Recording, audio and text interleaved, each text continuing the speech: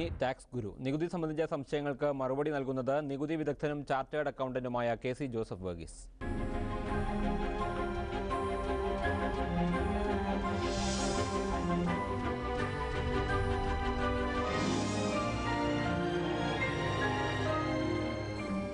There is no equity in income tax or tax laws എന്നാണ് അടിസ്ഥാനപരമായിട്ടുള്ള നികുതി നിയമനിർമ്മാണത്തിൻ്റെ അടിസ്ഥാന തത്വം. അതിൻ്റെ അർത്ഥം എന്താണെന്ന് വെച്ച് കഴിഞ്ഞാൽ, നമുക്ക് സമാനമായിട്ടുള്ള സംബന്ധിച്ചൊരു ചോദ്യമാണ് പ്രസാദ് മനോഹർ കൊല്ലത്ത് നിന്ന് അയച്ചിരിക്കുന്നത്. അദ്ദേഹം ഒരു ബാച്ചിലറാണ്. അദ്ദേഹത്തിൻ്റെ സഹോദരൻ പക്ഷേ 3 കുട്ടികളുള്ള ജോലിയില്ലാത്ത ഭാര്യയുള്ള ഒരു വ്യക്തിയാണ്. അദ്ദേഹവും ചെറുപ്പക്കാരനായ ശ്രീ മനോഹറും അവിവാഹിതനായ ശ്രീ മനോഹറും ഒരേ നിരക്കിലാണ് നികുതി നൽകുന്നത്. ഇത് ന്യായമല്ല.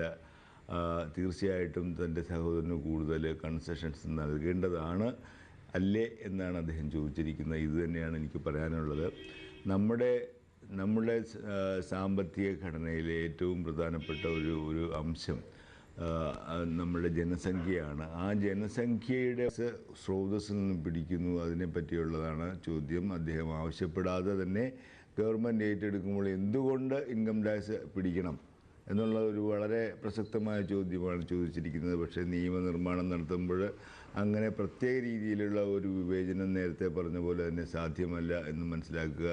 ആദായ നികുതി നിയമത്തിലെ വകുപ്പ് 194 LA എന്ന വകുപ്പ് പ്രകാരം 1,00,000 രൂപയിൽ കൂടുതൽ ഒരു സാമ്പത്തിക വർഷത്തിൽ കമ്പൽസറി അക്വിസിഷൻ, അതായത് ഗവൺമെൻറ് പൊന്നും വിലയ്ക്ക് ഭൂമി എടുക്കുമ്പോൾ ലഭിക്കുന്ന കോമ്പൻസേഷൻ ലഭിക്കുന്നുണ്ടെങ്കിൽ അതിൽ നിന്ന് 10% അതിൻ്റെ 3% എഡ്യൂക്കേഷണൽ സിസ്റ്റം പിടിക്കുവാൻ വകുപ്പുണ്ട്. പക്ഷേ ഇതിന് ഒരു കാര്യമുണ്ട്.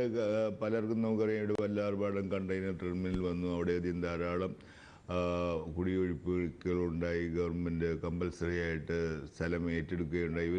എല്ലാവരിൽ നിന്ന് തന്നെയും TDS പിടിച്ചിട്ടുണ്ട്. പക്ഷേ ഇവർക്ക് എല്ലാവർക്കും റീഫണ്ട് വാങ്ങിക്കാനുള്ള സാഹചര്യമുണ്ട്. കാരണം ഇതിൽ നിന്നുണ്ടാകുന്ന ആദായം എത്രയാണെന്ന് കണക്കാക്കുക, ക്യാപിറ്റൽ ഗെയിൻസ് എത്രയാണെന്ന് കണക്കാക്കുകയും അതിന് നികുതി ബാധ്യത ഇല്ലാതിരിക്കുകയും, അഥവാ നികുതി ബാധ്യത ഉണ്ടെങ്കിൽ തന്നെ ആ നികുതി മൂലധന വർധനവ് നമ്മൾ എക്സംപ്റ്റഡ് ആയിട്ടുള്ള അസറ്റ്സിൽ ഇൻവെസ്റ്റ് ചെയ്യുകയും ചെയ്തു കഴിഞ്ഞാൽ തീർച്ചയായിട്ടും റീഫണ്ട് കിട്ടാനുള്ള സാധ്യതയുണ്ട്. ഇത് കൂടാതെ തന്നെ ഇത് പിടിക്കാതിരിക്കണമെങ്കിൽ നമുക്ക് നമ്മളുടെ ഇൻകം ടാക്സ് അധികാരിയുടെ അടുത്ത് പോയിട്ട് ആദായ നികുതി നിയമത്തിലെ വകുപ്പ് 197 പ്രകാരം ഒരു ആപ്ലിക്കേഷൻ കൊടുത്തിട്ട്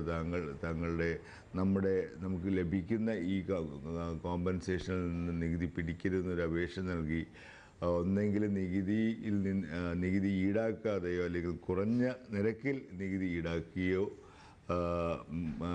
TDS പിടിച്ചാൽ മതിയെന്ന് ഓർഡർ അടക്കാനുള്ള അധികാരം നികുതി നിർണയാധികാരി അല്ലെങ്കിൽ അസിസ്റ്റിംഗ് ഓഫീസർ കൊണ്ട് അതും പ്രയോജനപ്പെടുത്താവുന്നതാണ്.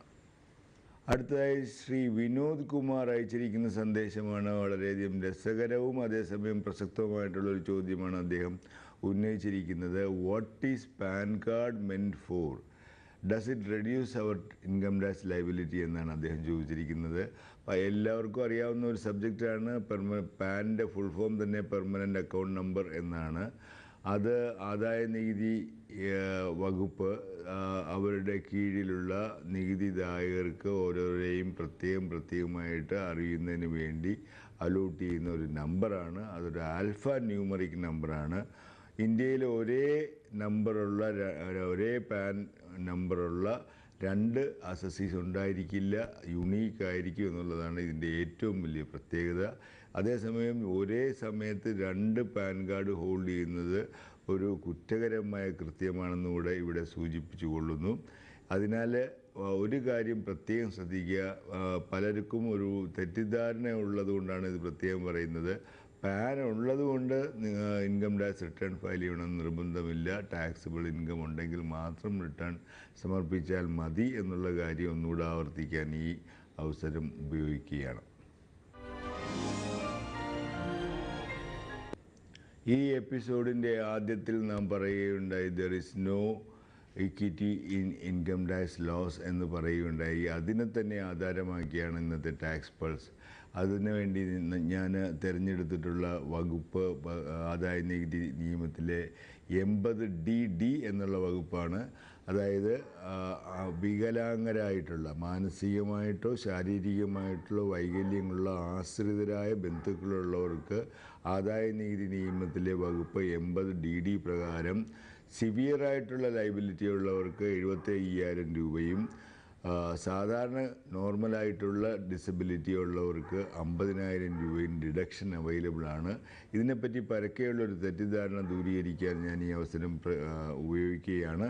ഇതിൽ പലർക്കും ഒരു തെറ്റിദ്ധാരണയുള്ളത്, ഈവൻ ഇൻകം ടാക്സ് ഓഫീസർ അല്ലെങ്കിൽ ഇൻകം ടാക്സ് ഉദ്യോഗസ്ഥർക്ക് പോലും ഉള്ള ഒരു തെറ്റിദ്ധാരണ എന്താണെന്ന് വെച്ച് കഴിഞ്ഞാൽ, ഈ 75,000 അല്ലെങ്കിൽ 50,000 രൂപ ഡിഡക്ഷൻ ലഭ്യമാകണമെങ്കിൽ ഇതിന് വേണ്ടി ഇത്രയും രൂപയെങ്കിലും ചിലവാക്കിയിരിക്കണം എന്നുള്ളതാണ്. പക്ഷേ അതിനെ സംബന്ധിച്ച് CBDT വ്യക്തമായിട്ടുള്ള ഗൈഡ് ലൈൻസ് പുറപ്പെടുവിച്ചിട്ടുണ്ട്. ഇതൊരു സ്റ്റാറ്റ്യൂട്ടറി ആയിട്ടുള്ള നിയമപരമായിട്ടുള്ള ഒരു ഡിഡക്ഷനാണ്. 1 രൂപയെങ്കിലും ഒരു വർഷം ഈ ആശ്രിതരായ ബന്ധുക്കൾക്ക് വേണ്ടി ചെലവഴിച്ചിട്ടുണ്ടെങ്കിൽ 75,000 അല്ലെങ്കിൽ 50,000 എന്ന കിഴിവിന് നികുതിദായകൻ മറ്റ് കണ്ടീഷൻസ് സാറ്റിസ്ഫൈ ചെയ്യുന്നു. ഫോർ എക്സാമ്പിൾ മെഡിക്കൽ സർട്ടിഫിക്കറ്റ് മുതലായുള്ള കണ്ടീഷൻസ് നമ്മൾ പാലിക്കുന്നുണ്ടെങ്കിൽ തീർച്ചയായിട്ടും ഈ ഡിഡക്ഷൻ ലഭ്യമാണെന്ന് പറയാൻ സന്തോഷമുണ്ട്.